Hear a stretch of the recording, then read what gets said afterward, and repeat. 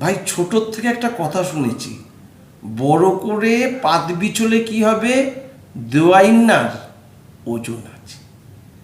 ফলতায় জাহাঙ্গীর খানের ক্ষেত্রে ব্যাপারটা কিন্তু 100% সত্যি।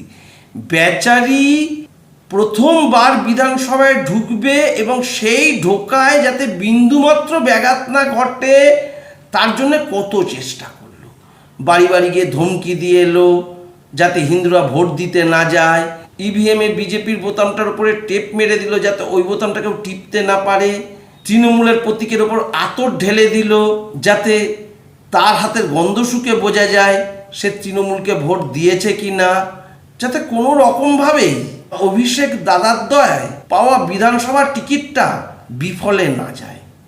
সেই দিনই যদি ভোট হয়ে যেত হয়তোবা পুষ্পা জিতে গেলেও জিতে যেতে পারত এই চুরি ঠুরিগুলি করলে। কিন্তু ওই যে কপাল, কোথায় বিধায়ক হবে প্রায় সব ঠিকঠাক, সেই জায়গায় সেই ভোট তো সেদিন হলোই না।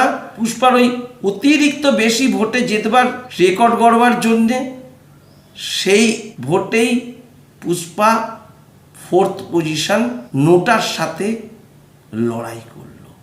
বড় করে পাত বিচলে কি হবে, দেওয়াইন্নার ওজন আছে।